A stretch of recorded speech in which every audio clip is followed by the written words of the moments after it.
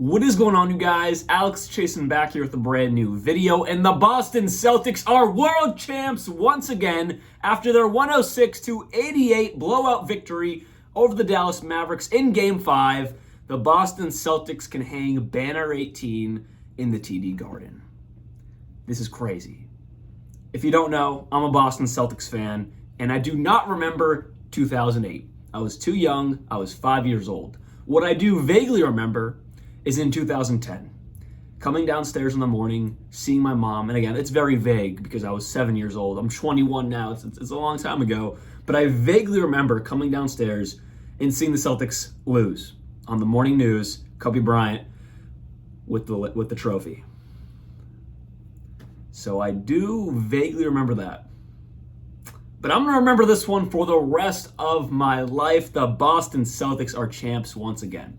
So in today's video, let's talk about last night's game a little bit, this series, but really this Boston Celtics team that has completely dismantled every single possible negative media talking point out there, especially Jason Tatum and Jaylen Brown. It's over with. There's nothing you can say.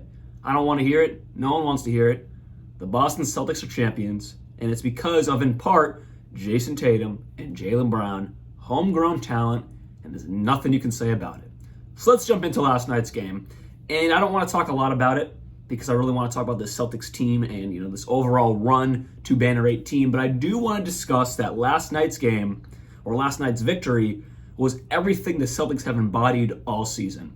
Buying into the defensive end, buying into the glass, buying into every level of the game from offense to defense to everything possible in between. The Boston Celtics nailed it, and they won because of it. Flashback to Game 4, the Dallas Mavericks out-hustled, outdid everything to the Celtics. They played like the team that was the Western Conference champions. They played like the team that beat the Clippers, the OKC Thunder, and the Minnesota Timberwolves. They played like that team, and they won because of it. The lob threats were going down. They were making their shots. The game was perfect, relatively perfect, for the Dallas Mavericks in Game 4. Coming into Game 5, the Celtics were like, we let off the gas way too hard. We allowed their biggest threat, the lob threat, to become way too active in Game 4. It opened up their whole offense, and they won because of it. Well, last night, the Boston Celtics nailed down the paint. There were a few lobs because you have some high flyers out there for the Mavericks with Gafford, Lively, and Derrick Jones Jr. But overall, it was on clamps. The perimeter was on clamps. You have Luka going 2 for 9 from 3. You had Kyrie Irving also going 3 for 9 from 3. And the whole team shot 29% from 3. The Boston Celtics put their clamps on, and we knew that could happen. From the first 3 games of this series to the entire playoff run to all 82 games, we saw what this Boston Celtics team was capable of. This should be no surprise. At the end of the day, this should be no surprise. Say easy road all you want. When it came down to it, the Boston Celtics beat the Western Conference champions in 5 games. The same Western Conference champions that beat amazing teams that whole playoff run. Teams that arguably could also be in this situation right now in the NBA Finals. Maybe not the Clippers, but the Thunder and the Timberwolves, we could have saw them in the Finals. And they're not here because of the Mavericks. So got to give a hand to the Mavericks. But sticking with last night's game, just everything was going for the Boston Celtics. Jason Tatum finally had his big finals performance with 31 points, along with 11 assists, 8 rebounds, 11 for 24 from the field. Didn't shoot the 3 great, but again, he buys in to the holistic game, the passing, the getting the rebound, getting the second chance opportunities, getting to the line. He was 8 for 8. This man was so aggressive going to the paint. I was so happy. I was like, it only took a game at home to win the NBA Finals for Jason Tatum to realize he's 6'10", 200 and something pounds, and could just drive through PJ Washington, Derrick Jones Jr., Josh Green, Kai, Luka. He finally figured it out that he can drive through everyone and also get dirty at the rim with Lively or Gafford, and he did that all last night because he still couldn't shoot the ball great. And he drove to the rack, got to the line, 8 for 8, like I just said. Amazing performance for Jason Tatum. Let's talk about that Finals MVP now, Jaylen Brown. I think it was a toss-up between Tatum and Brown. In my opinion, the fan of me is so happy Jaylen Brown got it because he said it before and he said it during these playoffs. I forget if it was the finals. I think it was last round against the Pacers. He was like, I never get any recognition. He's like, I don't know why. this, that, and that. Well, he got Eastern Conference MVP and he got Finals MVP because of his fantastic performances. The reason why I see Jaylen Brown, well, the reason why I think Jaylen Brown got it is because on the defensive and offensive game, he played huge roles. He took the task to guard Luka Doncic, and of course, Luka still got his 28 to 35 points every single night, basically, but he didn't make it easy. Like I just said, he shot 2 for 9 from 3. He got to the mid-range, he got to the line, but was 2 for 9 from 3. That's because of the great perimeter defense by Boston, but a lot of Jaylen Brown because he wanted to take that task to guard Luka Doncic, and he did it fantastic, as well as anyone could. He did a great job on it. On the offensive end, he did very well as well, playing his role, getting his 20-plus points a night, being consistent. Obviously, didn't shoot the ball amazing last night. He was 7 for 23, 2 for 9 from 3. Terrible. Not good shooting at all. But he had 21 points, 8 rebounds, 6 assists. A lot like Jason Tatum, his holistic game has grown so much to be a facilitator, getting dirty on the glass, and also scoring the ball when need be. The case for Tatum is just because he hasn't scored the ball great this whole series, but he also has been a great facilitator as well, solid on defense. That'd be my argument for Tatum. And when it mattered the most in an elimination game at home, Game 5, he did clutch up with 31 points, 11 for 24 from the field. That's his best shooting performance of these finals, if not damn near the whole playoffs, almost going 50%. So it's a toss-up, but I'm so happy Jaylen Brown got it. He deserves it. And I'm so glad he's getting the recognition. And this whole thing just finally squashes, can Tatum and Brown win a ring together? Well, newsflash, they just did. So ESPN, you can shut up now. Find a new news story, which I think they will. It's going to be, is Jaylen Brown better than Jason Tatum? How's that going to affect Jason Tatum? Is he going to want out now? Because for the longest time, and I kind of believe this, not anymore, but Jaylen Brown, I thought maybe along the line of being under Tatum's shadow forever, he'd want out. Well, now he's a conference MVP, a finals MVP, on the top of the mountain. No one's going anywhere, in my opinion. They're happy, they really love each other, and it was proven again last night when they won this damn game, and they couldn't get enough of each other being happy for each other. So that's enough on last night's game and this series. Let's talk about this Boston Celtics team. And I want to put this out there for people who maybe aren't into the Celtics on the day-to-day, I'm a Celtics fan, so I'm constantly watching them, figuring out what's going on, this, that, and that. Like, how you would view your favorite team.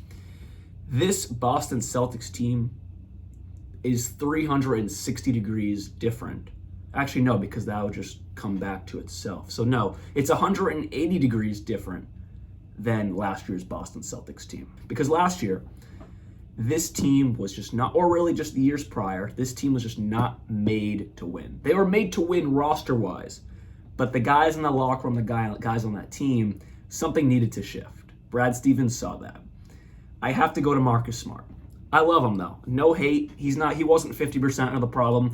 He wasn't the whole problem. He was part of it. And I'm glad he was gone because it proved that Marcus Smart caused a lot of issues on this team. He wanted to be that third guy. And I got constantly reminded about it when Drew Holiday was like, I'm just the utility guy. The same Drew Holiday that is now a 2-time champion, way better than Marcus Smart offensively. Defensively, they're comparable, but I might even give the edge to Drew Holiday. I know Smart has that depoy, but the way Drew Holiday plays defense is just so calm and sound and not getting mad, just buying into the defensive end. And that energy goes to the whole team. Marcus Smart, on the other hand, I love him. I don't want this to be a hit piece, but he always wanted to be that third star along Tatum and Brown. He would never call himself a utility guy. He would never do that. He wanted the same or near the same of recognition that Brown and Tatum got. Everyone envisioned that Smart was that third star, but in reality, he really wasn't, and he wanted to be that third star. And then you bring in someone like Drew Holiday, who is far better, I believe, when it matters the most in the finals, in the playoffs, than Marcus Smart, and he calls himself just a utility guy. There is no paycheck that can buy that. I will give Drew Holiday a blank check. I know he just got an extension, but you know what I mean. That is priceless mentality. Same thing with Kristaps Porzingis. You bring him in, and he has the same mindset. Whatever I can do for the team. And he did that. Playing last night, obviously looking hurt, but his rim protection at the basket deterred a lot of that lob threat that was great this entire, not this entire series, but this entire run for the Mavericks. When KP was on the court, it deterred a lot of that, aiding in this championship right here. A lot of it. deterring that lob threat. Because when it was just Horford, Tillman, or Tatum at center, or just running the bigs, that's when they dominated the most. Game 4. So KP's presence in this series was a masterclass, and thank the Lord he came to the team. So I don't want to make this a hit piece on Smart, but in some way, him gone, it also allowed Jaylen Brown to become the vocal leader of this team. We never saw that. He was a little louder than Tatum, but he was still very passive. Tatum's still a little passive, but he even came out of his shell a little bit, especially in big moments like last night talking to the team. You could see it on the mic'd up sessions with ESPN. Those two guys right there were held down a little bit by Smart. Maybe not play on the court-wise, but what they needed to be to win a championship. The leaders of this team. The guys to go to for anything and everything to keep the path going. That's what they were kind of missing with Marcus Smart there, because people look at Marcus Smart to be that leader, and I just don't think that's a good mesh to have, the fourth, third best guy in your team, but a big drop off after Tatum and Brown to be that guy. I mean, yes, you see Draymond Green on the Warriors as a big vocal leader, but you also have Steph Curry, who's not afraid to talk, not afraid to let people know what's going on. He's a great leader. And Tatum and Brown were never like that with Marcus Smart. If they could have been like that, then there probably would have been not a big problem. But the fact that Marcus Smart took a lot of that bulk of leadership, and Tatum and Brown were like superstars that just didn't really talk, it was never really going to work, in my opinion. So, fantastic moves by Brad Stevens. He should have won Finals MVP. He should have won Conference MVP because he made this team. No, I'm kidding. It goes to the guys. But Brad Stevens is a genius. Derek White's going to get a contract extension this summer. JT's going to get the biggest contract in NBA history this summer, so you can stop crying about Jaylen Brown's money. But I think it was well warranted now for that $300 million to Jaylen Brown. I think it was well warranted. Didn't seem like it in the moment, I'll be honest. But now that we're here, well warranted.